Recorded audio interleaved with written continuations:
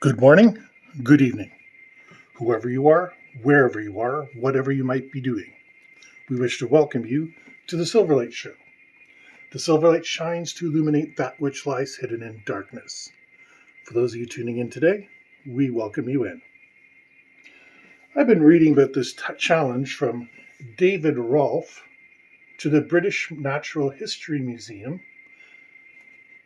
offering to give them $1 million if they can replicate the Shroud of Turin. Now, this initially sounds like a pretty good challenge. I mean, David Rolfe has been championing the Shroud of Turin as a proper artifact for decades. And I mean, if we can't replicate it, then obviously that means we don't know much about it. However, I'd like to point out that this is a stupid, illiterate challenge of the worst possible degree. The Shroud of Turin is an artifact that purports to hold the image of Jesus Christ.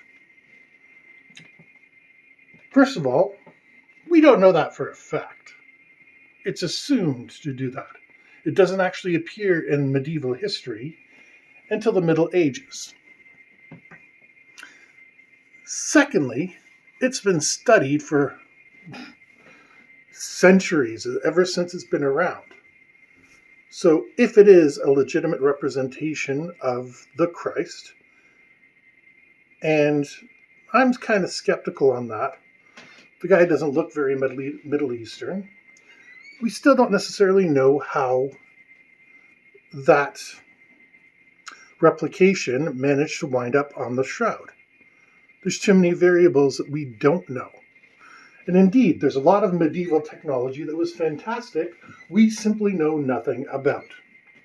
Greek fire, invented by the Byzantines. Highly effective weapon of war. Basically, it was medieval napalm. And they were able to use this things on ships, on land, anywhere they needed it. That was their secret weapon. We don't know how they do it. We know how to make modern napalm, but we don't know how the Byzantines did it. And that's only the 1400s. The Ankathera mechanism. Excuse me to any Greeks who are listening in my audience, I might be butchering that, was found off the coast of Ankathera, and it appears to be a primitive, cog-driven computer, probably used to keep track of celestial events, because if you're a sailor, the stars are your guide to the world. We can probably physically duplicate it, but we still don't really know what it was for. Cartography is just our best guess. Roman concrete. Fantastic stuff. You could even pour it underwater and it would harden. It still forms the basis of many roads today. Guess what? We can't duplicate it. We finally, in the past year or so, come up with a similar substance, but nothing quite like the original that has lasted thousands of years. Go out, try to find concrete in your area that has lasted more than 20, 30, 50 years. And chances are it's either not concrete or it's got a substantial reinforcement behind it. Steel reinforcement, for example. So just by challenging somebody to replicate what you have done is not a legitimate challenge. Penn and Teller, they have that whole show where they ask people to do tricks, and if they can't replicate them, they win a prize. And most of the time, Penn and Teller are able to replicate things. But once in a while, they mess up. Gordon Ramsay, one of his biggest challenges is to replicate a dish. And I can't think of anything harder to do. At least if I can see something, let's just say a garbage bin, for lack of anything better. I can replicate it. I know, okay, this thing's made of plastic. It has hinges. I can do this to kind of replicate it. But a soup, a stew, a lamb chowder, whatever you want to do, that's so difficult to replicate. At least there you have the advantage of taste.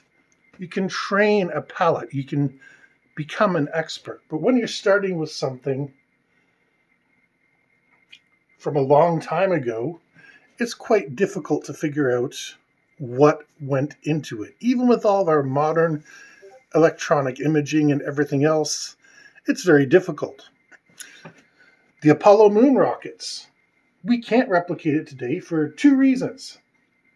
First, they burned all the blueprints. Now, some conspiracy theorists out there are saying, this proves we never went to the moon. No, this was common practice. People forget the Cold War was a thing. In Canada, we built the Avro Arrow, which was an interceptor fighter that was, quite frankly, world-beating at the time. When they canceled it, they destroyed all the blueprints, they destroyed everything because there were Soviet spies in the factories just waiting to make off with the blueprints, with anything they could, because that fighter was that damn good. The same with the Saturn V. They hacked that stuff up to make sure nobody could duplicate it, and also because they figured this was our first chance. Next time we can do this 10 times better and 10 times cheaper. That was the thinking back then. As it turns out, it was a little more complicated. Duplication means nothing. Now, in scientific research, duplication is good, but it follows a different set of proceedings. Duplication means you give me your formula for making ice cream, and I follow the same formula and I come up with the same ice cream. That's called a scientifically significant result. And then from that, we can move forward from there, and we can continue to make ice cream and sell it and all that sort of thing. Patents be damned. But when you're taking a look at something and guessing, this whole replication challenge is really, really not valid. Now, the Shroud of Turin is an interesting artifact, whether it is medieval or whether it is connected directly with Christ. Again, don't like it because it looks too much like the European vision of Christ. It's not a Middle Eastern man. He's got that typical long hair and nice gentle beard and all that sort of thing. Just doesn't strike me as necessarily being the person described in the holy texts. That being said, something created it somehow. And it has really mystical properties, like it shows up best under ultraviolet and infrared light. Well, that's not something that medieval painters and sculptors and weavers, because you have to involve all of those things, that's not something they really specialized in, because infrared and ultraviolet were only really being seen by a few people with prisms and stuff like that, a few eccentric inventors and investigators. How this happened? Honestly, don't know. And it's a peculiar thing, and it's worth studying. Now, I accept David's explanation that maybe the part that they tested was indeed where it had been restored in medieval times. And we need to test it more. Now that our techniques are more advanced, they can sacrifice a little more of the cloth. Because remember, tests destroy part of the artifact.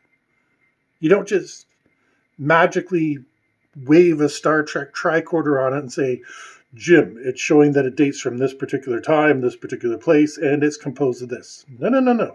You got to take that stuff, rip it apart chemically, put it through spectrographic analysis, and only then can you say what it is made of.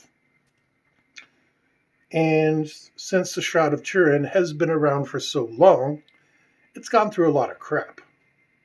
So this challenge, realistically, is just a meaningless challenge being thrown down to the establishment for nothing other than seeking glory and fortune and all those other things people like to reach for.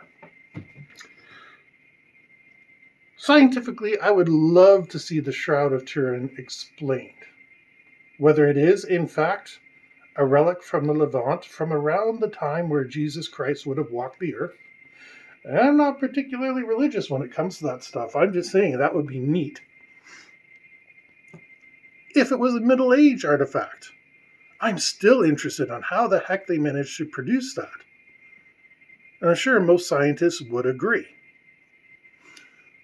The problem is, again, time, cost, and benefit. We're going to rip apart another part of the shroud, perhaps a part that's vitally important. And with all that, we're going to be damaging it for future people. See, one of the things about artifacts we don't consider is preservation. We've seen a lot of statues and paintings and stuff destroyed over the past couple of years. For some are dubious, some are understandable, but the reasons are not always the most sound. So when I see stuff like this coming forth, even though he's putting $1 million forward on it, I'm going to guess any real successful replication in a scientific method is probably going to require tens of millions of dollars. Just simply because right now, we don't know what we're looking at. And it's that simple. So I would say, interesting concept, but for $1 million to do tens of millions of dollars worth of damage and yes, it would be great for archaeologists so that they would be able to duplicate these techniques. And there might even be something interesting for us to use in the modern day. That being said, look at the cost. We don't know of any other artifact like the Shroud of Turin, which means it's unique. Now, does that mean it was the only one ever made? Maybe. Maybe not. Maybe there's an assembly line and it's the only one that survived. We don't even know how many fossil species there are because so few of them survive. Heck, you look at aircraft. You would think they would be hard to destroy, but there are lots of aircraft where not a single example has survived to the current day. And I'm not even talking about the obscure ones. I'm talking pretty popular ones. The Wright Flyer only survived because there's a dedicated team that takes care of it every single day. So now we move this back to an artifact that is potentially 1,500 to 2,000 years old, and you can see my concern. So if the British Natural History Museum is listening, and I know you're not, please write a polite rebuttal saying, this is a wonderful publicity stunt and we'd love to participate, but it's expensive, it's time consuming, and most importantly, it would destroy a relic that needs to be protected as it is the only one of its kind. If we had 2 or 3 of these, we'd probably be able to make a much better guess about how they were put together.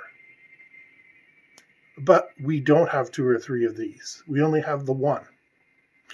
That does make it special. There's nobody's books who says it isn't special. We just don't know what happened. We hope you enjoyed this episode of the Silverlight Show. If you did, please like, share, and subscribe. And we hope you have a fantastic day.